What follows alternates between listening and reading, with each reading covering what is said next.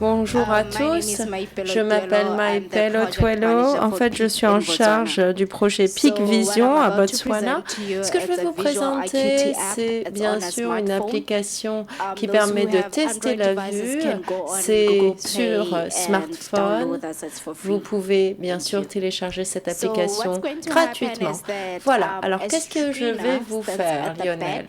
En fait, à l'arrière, vous voyez, vous allez tenir le téléphone comme ça et la patiente ou le patient, en fait, se tiendra là, à cette distance. 2 mètres, à peu près. Et en fait, vous cachez un œil, vous recouvrez un œil, voilà. Alors, l'idée, c'est bien sûr que je n'ai aucun impact sur les résultats, voilà. Le sens, en fait, du signe que je vois en face de moi.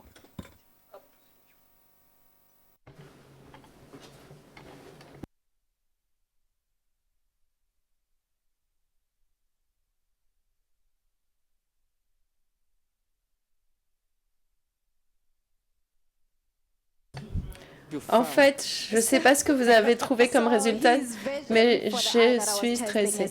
En fait, regardez le résultat 10,6, qui est un bon score, un très bon score.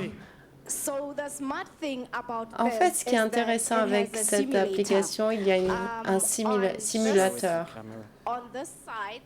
Sur ce côté, on voit comment est-ce que la personne voit et ensuite la vision normale.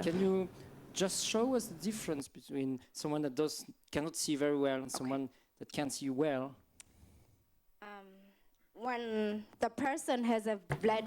En fait, voici ici, il y a une vision un peu floutée. Donc, la personne ne voit pas bien, alors que sur le côté ici droit, c'est une vision normale. On voit bien la différence par conséquent. Comment est-ce que la personne voit? Alors, je vais vous présenter le projet. Merci, merci, Maipelo. En fait, j'aimerais quand même que vous me décriviez cette image-là pour nous dire un petit peu qu'est-ce qui se passe avec ces enfants. Yes, of course.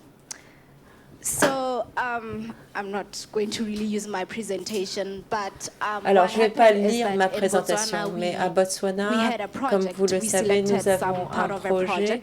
Nous avons donc sélectionné quelques parties de ce projet. Certains projets, par exemple, étaient gérés par le ministère de la Santé ou le ministère de l'Éducation.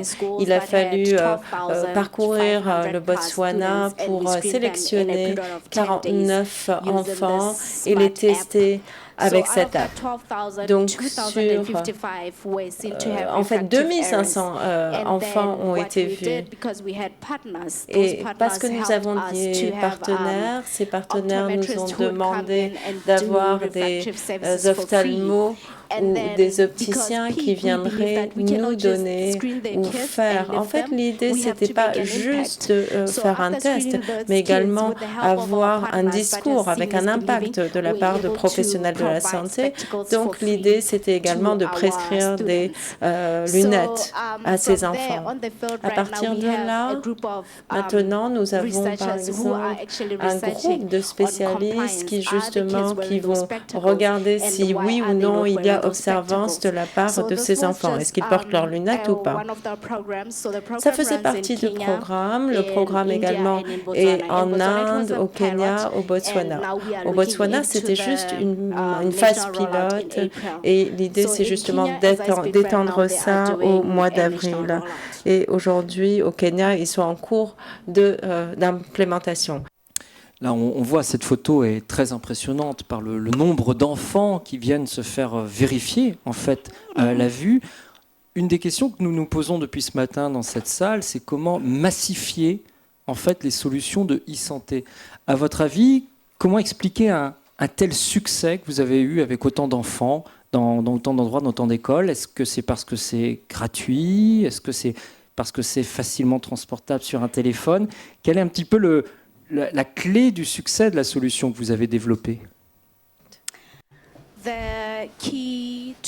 Alors, la clé du succès, Je pense que c'est le soutien du gouvernement. Nous avons vraiment eu ce soutien massif de la part du gouvernement et grâce à ça, ça nous a ouvert des portes pour travailler avec des professionnels de la santé, des cliniciens.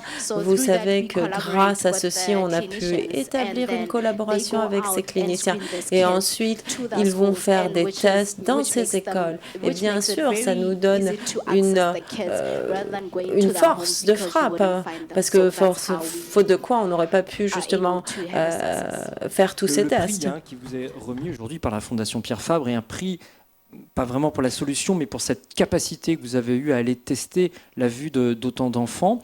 Aujourd'hui, vous exportez la solution vers d'autres pays.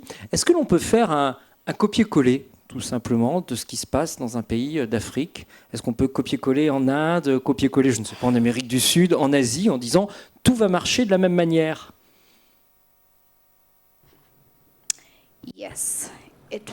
Oui, on peut faire un copier-coller et ça sera un copier-coller. Pourquoi est-ce que je dis ça? Je dis ça parce que effectivement, on s'est inspiré de l'expérience au Kenya et ils l'ont fait. Ils ont fait la même chose au Kenya. Donc, si nous on l'a fait, on peut le refaire. Voilà. Si on élargit un petit peu notre réflexion, il y a les enfants qui sont massivement testés aujourd'hui par cette solution. Il y a aussi des adultes qui sont testés. Est-ce que vous avez des retours mesurés, un petit peu scientifiques, de l'impact de ces tests auprès d'une population de manière générale? Je disais vous avez beaucoup d'enfants qui sont testés, mais au-delà des enfants, vous avez aussi beaucoup d'adultes, ou même de seniors qui vont se faire tester leur vue. Est-ce que vous avez des retours scientifiques un petit peu de ces études? Est-ce que, par exemple, vous avez des pourcentages de population plus importants qui vont aller porter des lunettes, faire attention à leur vue ou autre?